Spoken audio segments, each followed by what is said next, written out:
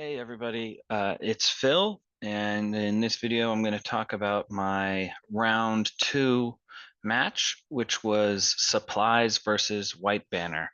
So to start off, we'll look at my attempted recreation of my opponent's list. So my opponent kind of played a character supercore in this match. So this was a five-man link of Bishi, Queen Gao, a Jujak, Adil, and a Dakubai. A pretty powerful link, but I think you're paying quite a premium. It's not pure. Not sure if it's worth it. Then we have a Flash Pulse, TR Bot, Longya, some good defense, a Doctor with two helpers. And then in group two, you got a nice Monk Harris and a missile bot for that Dakubai that has the capability of spotlighting. One thing I will say during this game, Kwang Gao is not a model that I am familiar with, and I had no idea how he was giving Bishi two lieutenant orders. So that's my opponent's list. And for me, I got to bring my Sphinx list, which I was very excited about. I thought this is the only mission I'd be able to play it because I didn't think my Sphinx list was great for Armory, and I didn't think it was great for looting and sabotaging either. So we have Bitten Kiss, can hack some stuff, and is our only hacker, which can make use of our bit of hacking network defensively. Also, laying out the pictures can take out hackers, which is really the number one thing I'm scared of. Attacking with the Sphinx is, getting stopped by some sort of repeater network or something like that. Other than that, pretty basic. Ikadron, Mentor Lieutenant is nice. Of course, the Sphinx, he's like the star of this list, pretty much the whole list.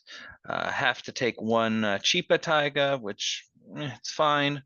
Then we have the two other Taigas. They're great. Two Dadarazai is fantastic. Speculo, can kill something useful, or like similar to how Bit and Kiss is hoping to function, kill their hackers. Caliban Engineer is great. If the Sphinx takes any wounds, he can retreat and get healed up by the Caliban. And of course, the Caliban Engineer makes the Q drone that much stronger. And we can definitely see the Q drone put in some work this game. This was my first time playing the Sphinx, and I really enjoyed it. So with that, let's go into the game. So this is my initial picture just of my deployment zone. I lose the lieutenant role and my opponent decides to go first. And I pick this side here. The reason I picked this side was because this tower is in the deployment zone, and this tower is outside of his deployment zone, so he doesn't have it. And I don't really intend on using this tower for anything, but I was scared he might use it for something. So that was the real reason. And I took this picture to show where my Sphinx was going to go down, and I did end up placing it right there. So let's look at the opponent's deployment. I hope you have some patience with me because I'm not great with the Chinese names, but he's got the Monk Harris here. He's got his TR bot here. And then here is that five-man link. So I think this is King Gao, Bishi, this is Adil, this is the Dakubai, this is the Jujak engineer. He's got his doctor here with one of its bots here, one of its bots here. We've got a missile bot and we've got a flash pulse. This is right before his turn, so his reserve was this Longya right here. Okay. On to my deployment. So here's my deployment. Let's go from left to right. Not sure what that is hiding back there. But we have a Taiga, Ardrone, Ikadron, Taiga. Oh, it's an Imatron over here.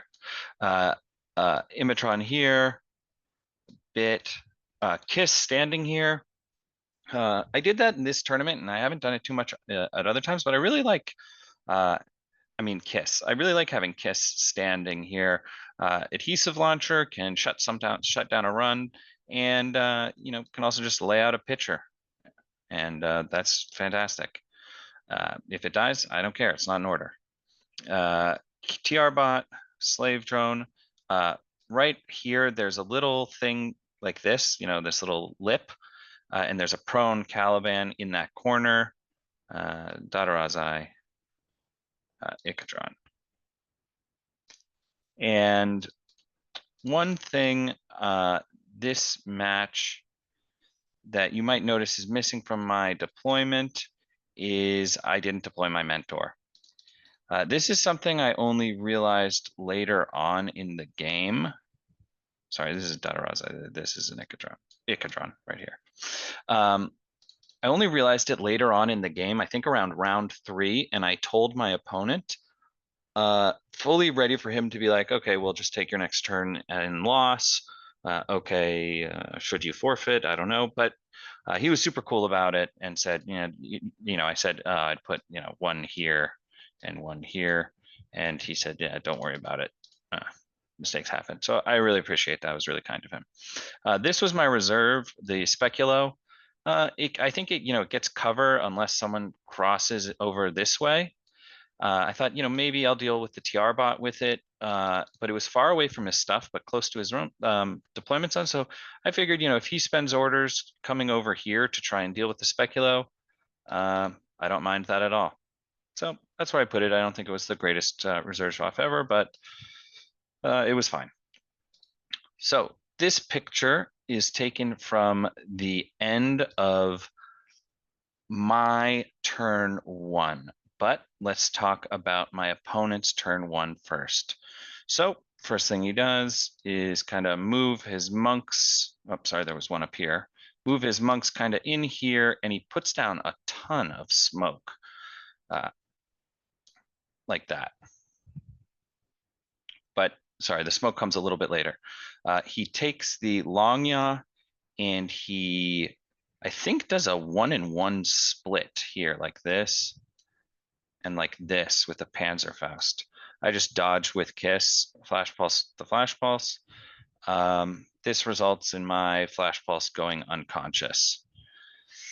I'm fine with that. So yeah, monks, as I said, monks come down, lay out the smoke, and then his link comes up. His link kind of comes up.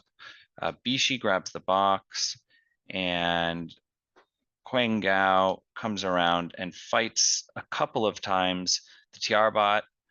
One time he's coming into the room and I get him out of cover, and then there's a Panoples here that gives him cover. So we fight a couple of times, and it ends up with his Quang Gao taking a wound.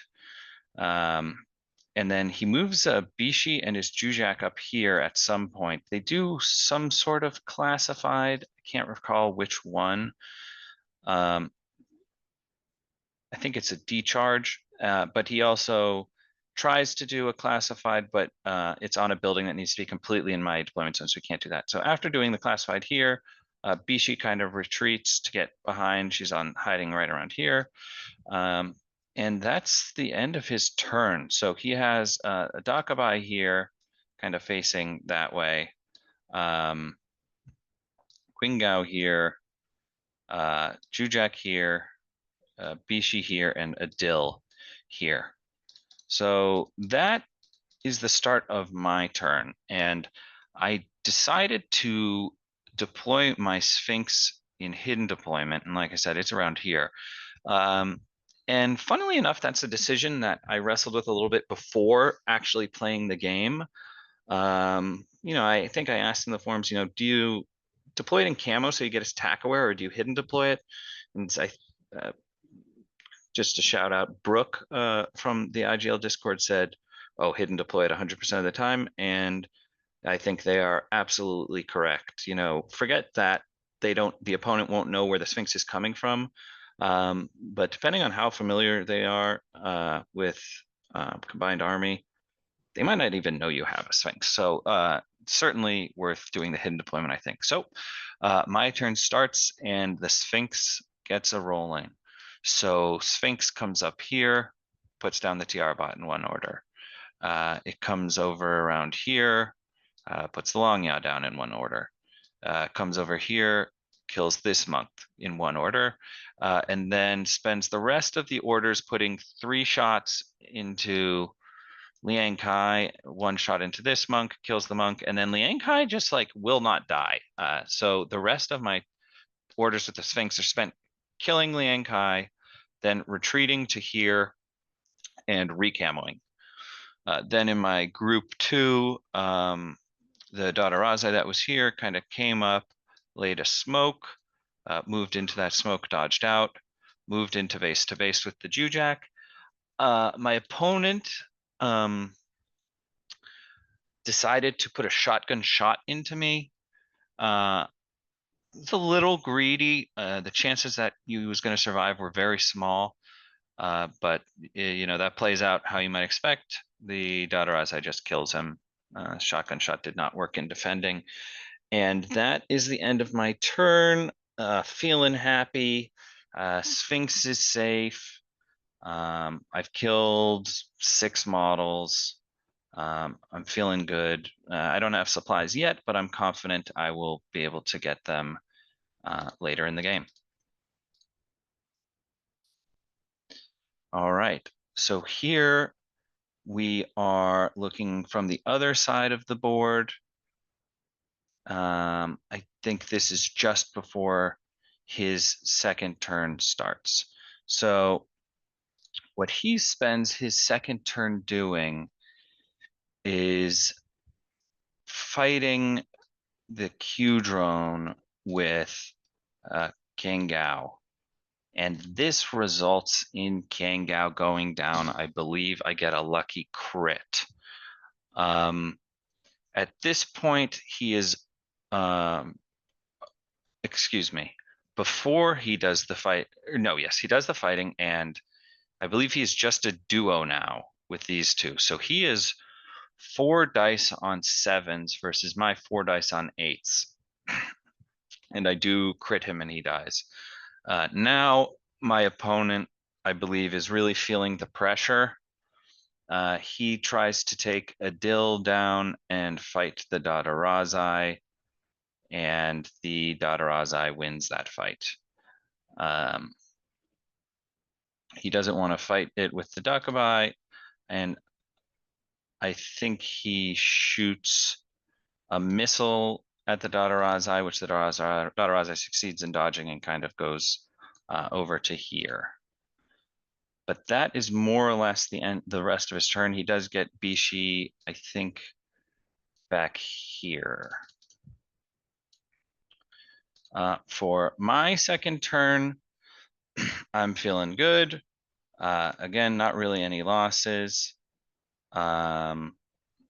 So I take I'm sorry, this was from the beginning of round 3, but, or no, the beginning of my turn, yeah. So Bishi has retreated. So what I do is the Sphinx comes up. I'm feeling good. I've got all my orders. I killed 5 stuff last time. There's even less defense now. I think I'm going to dominate. I peek his flashballs up here. Surprise attack. Excuse me. He crits me and I'm stunned. Okay, it's bad, but it's not the end of the world. So I believe my Dadarazai moves up and puts down the Dakabai. My Taigas advance because there is not much, you know, in the way. It's not like they're going to do too much, but get them up there so I have the possibility to do something. You can see this Dadarazai also kind of just running up. I'm feeling I have pretty much the game in my hands at this point. This Caliban moves up, fails a number of presses on the supplies, but eventually gets it. Bit comes up and comes back after failing to grab the supplies.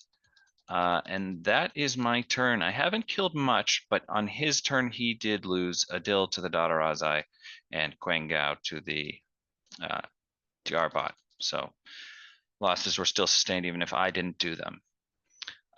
Then we have his top of turn 3 in loss of lieutenant, because Kangao was his lieutenant and Adil was his chain of command.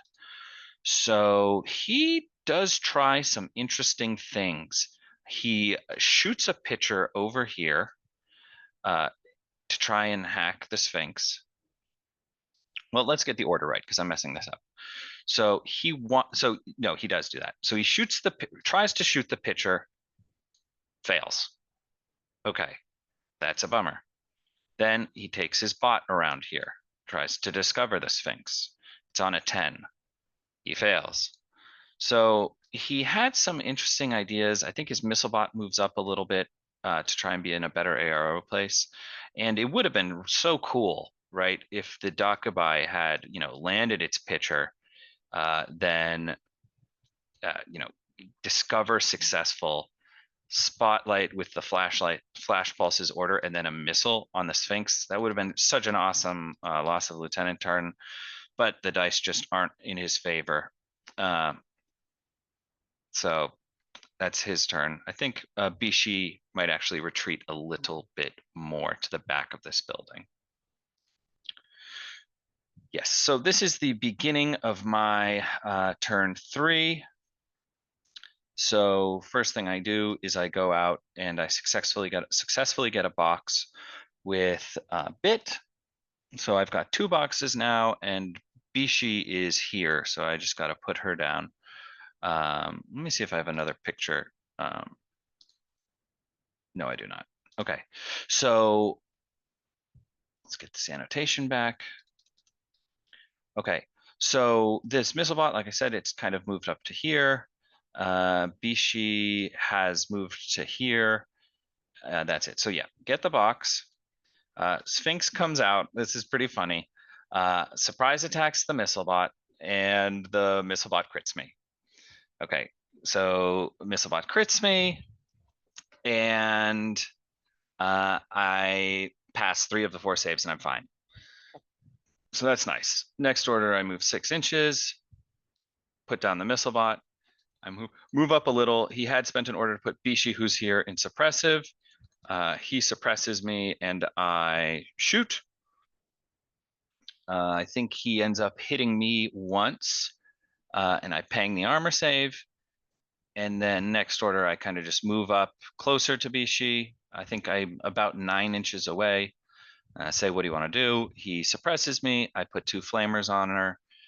She dies, and then I move and get that box. End the turn for a 9-1 victory because I did not get any of my class. It might have been 10. Sorry, 10-1 because I do secure HVT. His HVT was like over here. So 9-1. So I was very happy with that. That is that game. And thanks for watching.